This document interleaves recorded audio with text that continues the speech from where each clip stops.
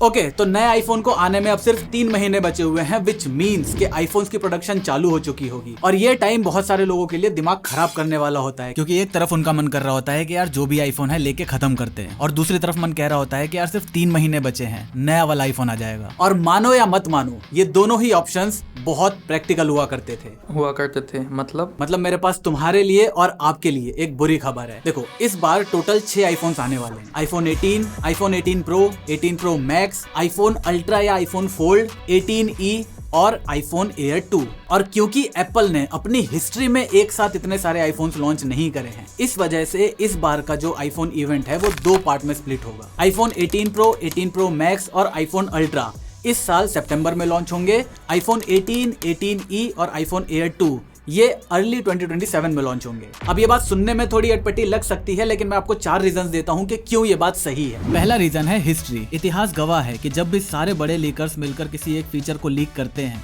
और कोई भी डिनाई नहीं करता कि ये फीचर नहीं आएगा, तो जनरली आईफोन के अंदर वो फीचर आ जाता है। तो इस बार भी किसी ने ये डिनाई नहीं करा है कि आईफोन के 2 इवेंट नहीं होंगे, विच मीन्स के 2 इवेंट होने के चांसेस काफी ज्यादा हैं। दूसरा, हर साल नया आईफोन लेने वाले 4-5 महीने एक्स्ट्रा वेट नहीं कर पाएंगे, विच मीन्स एप्पल का एवरेज सेलिंग प्राइस बढ़ जाएगा। तीसरा, जनरली आईफोन को साल में केवल एक बार पब्लिसिटी मिलती है सितंबर के टाइम में, लेकिन 2 इवेंट करके वो एक बार सितंबर में पब्लिसिटी ले लेगा और दूसरी बार जब मार्च के अराउंड MWC चल रहा होता है, जहां पर सारी दुनिया एंड्रॉइड फोन्स के बारे में बहुत सारी बातें कर रही होती हैं, तो उस टाइम पर एक इवेंट करके एप्पल दोबारा अपनी पब्लिसिटी करवा लेगा। लास्ट है सप्लाई चेन इशू। एप्पल हर साल on an average 235 million iPhones बेचता है, और जब कोई ब्रांड इतने सारे फोन्स बेचता है तो उसके लिए सप्लाई चेन को मैनेज कर पाना एक बहुत बड़ा टास्क होता है। तो जब इस बार प्रोडक्ट्स की वैरायटी बढ़ रही है तो इट जस्ट मेक सेंस कि वो अपने फोन्स को 2 अलग अलग टाइम पे बेचे, ताकि सप्लाई चेन को मैनेज करना इजी हो जाए। तो चलो, अब इस वीडियो में हम इन 3 आईफोन्स के बारे में बात करेंगे। ये वाले 3 तो वैसे भी बाद में आ रहे हैं, इनके बारे में हम कभी और बात कर लेंगे। आईफोन 18 प्रो और 18 प्रो मैक्स के डिजाइन में कोई भी चेंज नहीं है, लेकिन लोगों को जो चीजें आईफोन 17 प्रो से चाहिए थी वो इस बार 18 प्रो में आपको मिल रही हैं। पहली अच्छी चीज तो यही हुई है कि एप्पल फाइनली अपने वाले कलर्स लेकर आ रहा है, मिनिमल, एलिगेंट एंड क्लासी।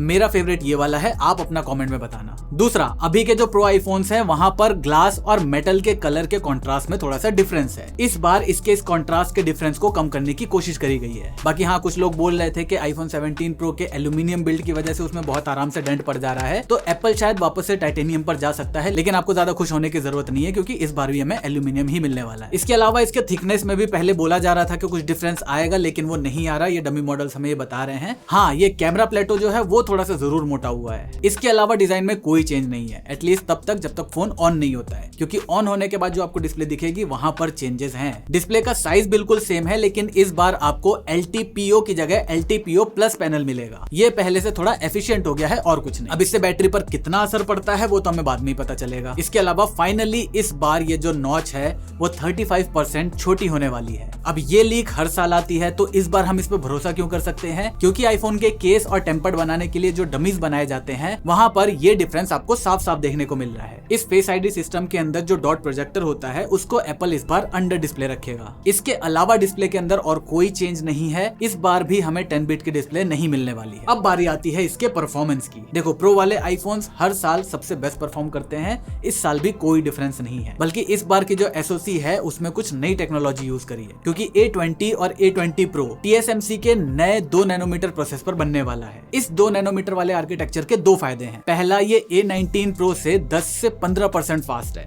दूसरा, ये उससे लगभग 30% ज्यादा एफिशिएंट है। अब ये 30% आपको सुनने में हजम नहीं हो रहा होगा कि एक जनरेशन में इतना ज्यादा एफिशिएंसी गैप कैसे आ सकता है, तो उसका रीजन है TSMC का नया आर्किटेक्चरल स्ट्रक्चर। A20 और A20 Pro TSMC के डुअल वेफर डिजाइन स्ट्रक्चर पे बन रहा है। मतलब पहले जो एप्पल की SoC होती थी वहां पर CPU, GPU, NPU, रैम और स्टोरेज हुआ करती थी, लेकिन ये जो रैम और स्टोरेज है वो CPU और GPU से काफी दूर हुआ करती थी। लेकिन इस बार रैम को CPU के ऊपर ही स्टैक किया जा रहा है, जिसकी वजह से CPU को रैम से बात करने के लिए बहुत ही कम डिस्टेंस ट्रेवल करनी पड़ेगी। इससे हमारी एफिशिएंसी काफी ज्यादा बढ़ जाएगी। इससे फोन हीट भी कम होगा और बैटरी लाइफ भी आपको ज्यादा मिलेगी। बट ये सब सिर्फ थ्योरी के अंदर है, प्रैक्टिकल में कितना ट्रांसलेट होता है वो तो हमें बाद में पता चलेगा। अब ये ड्रीमी बातें सुन के तो बड़ा मजा आ रहा है, लेकिन इसका एक बहुत बड़ा डाउन साइड है। एक कंप्लीट नया डिजाइन स्ट्रक्चर और छोटे नैनोमीटर पर बनने की वजह से इसकी प्रोडक्शन कॉस्ट बहुत ज्यादा बनेगी। कुछ लोग तो कह रहे हैं कि A20 A19 से ऑलमोस्ट दोगुने प्राइस पर मिलने वाला है, और जब A20 का प्राइस बढ़ रहा है तो A20 Pro का प्राइस बढ़ना ऑब्वियस सी बात है। अब बस देखना ये इंटरेस्टिंग है कि एप्पल ये कॉस्ट हमसे और आपसे लेता है या फिर खुद बियर करता है। इसके बाद आईफोन 18 सीरीज के अंदर एप्पल अपनी डिपेंडेंसी दूसरी कंपनी से और भी कम करता जा रहा है। जैसे अभी तक नेटवर्क के लिए ये लोग क्वालकॉम का मॉडेम यूज कर रहे थे, लेकिन पिछले साल इन्होंने C1 बनाया था, इस बार ये लोग C2 लेकर आए हैं। इस कस्टम चिप से एप्पल को मल्टीपल फायदे होते हैं। पहला तो एफिशिएंसी बढ़ जाती है और दूसरा कुछ नए फीचर्स देने हो तो किसी से नया लाइसेंस नहीं लेना पड़ता। जैसे इस बार आईफोन में ब्राउजिंग वाया सैटेलाइट का फीचर आने वाला है, मतलब अगर आपको नेटवर्क नहीं भी मिल रहा तो भी आप आईफोन के थ्रू नेट ब्राउजिंग कर पाओगे।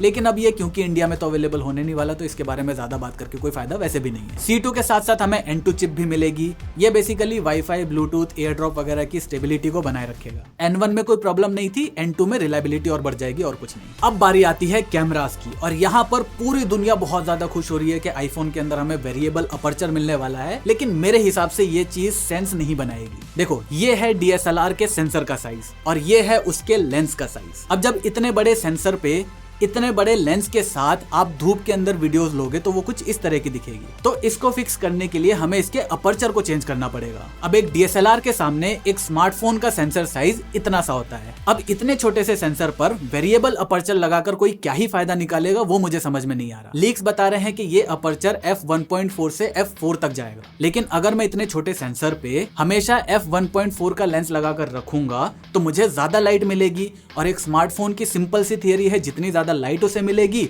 उतनी अच्छी फोटोज वो लेगा। ये वेरिएबल अपर्चर सिर्फ दिखने में कूल लगता है, इसका काम कुछ नहीं है। Xiaomi 14 अल्ट्रा के अंदर आया था, 15 अल्ट्रा में उसे निकाल दिया। तो इसी वजह से मुझे लग रहा है कि एप्पल शायद अपने मेन सेंसर में वेरिएबल अपर्चर नहीं देगा। हाँ, टेलीफोटो लेंस के अंदर वो एक टेली कन्वर्टर जरूर दे सकता है। ये टेली कन्वर्टर सिर्फ स्विच ऑन होगा और स्विच ऑफ होगा। जब ये स्विच ऑन होगा तो आपका जो 4x लेंस है वो 5x में कन्वर्ट हो जाएगा, जब ऑफ होगा तो वो नॉर्मल 4x की तरह काम करेगा। विच मीन्स आईफोन 17 प्रो में जो आपको सिर्फ 8x मिलता है ऑप्टिकल लेवल पे, इस बार आपको 10x तक ऑप्टिकल लेवल मिल जाएगा। सिंपल शब्दों में बताऊं तो आईफोन 17 प्रो में आपको 4x और 8x पे ऑप्टिकल क्वालिटी मिलती है। 18 प्रो के अंदर आपको 4x, 5x, 8x और 10x पे ऑप्टिकल क्वालिटी मिलेगी। इसके अलावा आईफोन 17 सीरीज में भी फ्रंट कैमरा 24 मेगापिक्सल का ही था, लेकिन उसको यूज 18 मेगापिक्सल की तरह कर रहे थे। इस बार फाइनली इस सेंसर को पूरे 24 मेगापिक्सल पे यूज किया जाएगा। इसके अलावा टेलीफोटो लेंस के अपर्चर को भी यहाँ पर बढ़ाया जाएगा, जिसकी सच में जरूरत थी। आज भी लो लाइट के अंदर एप्पल का टेलीफोटो लेंस थोड़ी सी नॉइजी फोटोज लेता है। इसके बाद बारी आती है बैटरीज की। 18 प्रो मैक्स की बैटरी कैपेसिटी के अंदर कोई मेजर चेंज नहीं है, लेकिन फिर भी हमें एक अच्छी बैटरी लाइफ मिल सकती है। पहला रीजन डिस्प्ले जो LTPO प्लस है, इसको भी एफिशिएंट बताया जा रहा है, और A20 भी A19 से काफी ज्यादा एफिशिएंट होने वाला है। और इस बार भी हमें लिथियम आयन बैटरी ही मिलेगी, no silicon carbon batteries. Okay, तो अब एप्पल इतने सारे चेंजेस का आपसे पैसा कितना लेगा?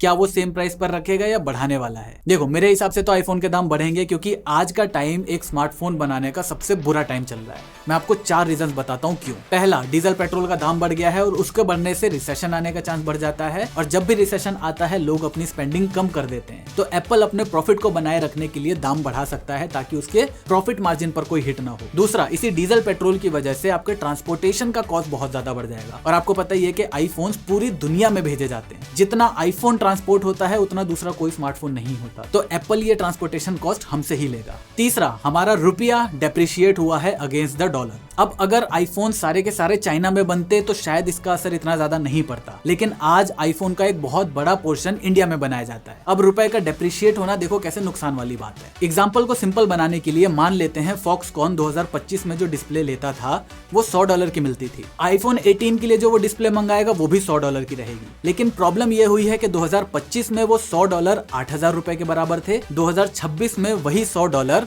9,500 रुपीज के बराबर है। मतलब फॉक्सकॉन की प्रोडक्शन कॉस्ट बढ़ गई है, और ये प्रोडक्शन कॉस्ट बियर कौन करेगा? एप्पल वो पैसा कहां से देगा? हमसे लेके। और लास्ट रीजन सबको ही पता है कि AI की वजह से रैम और स्टोरेज की प्राइसेस कितनी ज्यादा बढ़ गई हैं। तो सैमसंग ने अपने S26 और S26 प्लस के अंदर 20,000 रुपए का प्राइस जंप करा था, तो आईफोन भी अपने आईफोन 18 में 10,000 रुपए, 18 प्रो में 15 और 18 प्रो मैक्स के अंदर 20,000 रुपए तक बढ़ा सकता है। चलो अब बात करते हैं the most anticipated iPhone ultra या आईफोन फोल्ड की। सबसे पहले तो ये सैमसंग के फोल्डेबल से बिल्कुल अलग है। वो आपको एक स्मार्टफोन के फॉर्म फैक्टर में मिलता है, ये आपको काइंड ऑफ एक पासपोर्ट के फॉर्म फैक्टर में मिलेगा, जिसका एस्पेक्ट रेशियो 4:3 होने वाला है। ये बिल्कुल आईपैड वाला एस्पेक्ट रेशियो है, और ये बहुत ही ज्यादा सेंस भी बनाता है, क्योंकि इससे एप्पल को अपने iOS और डेवलपर्स को अपने ऐप को ऑप्टिमाइज करने के लिए बहुत ज्यादा मेहनत नहीं करनी पड़ेगी। इसमें पीछे की तरफ 2 कैमरास होंगे, एक मेन एक अल्ट्रा वाइड। मेन और टेलीफोटो क्यों नहीं, क्योंकि टेलीफोटो लेंस लगाने के लिए थिकनेस बहुत ज्यादा चाहिए होती है, जो यहाँ पर है नहीं। अब एप्पल की हमेशा से आदत रही है कि वो सारे काम सबसे लास्ट में करता है, लेकिन सबसे बेटर करता है। तो यहाँ पर भी इन्होंने जो अपनी लिक्विड हिंज बनाई है वो ऑलमोस्ट आपको एक क्रीज लेस डिस्प्ले का एक्सपीरियंस देने वाली है। आज के टाइम भी फोल्डेबल फोन्स के अंदर ये क्रीज ही सबसे बड़ा इशू बना हुआ है, तो अगर एप्पल इसको फिक्स कर देता है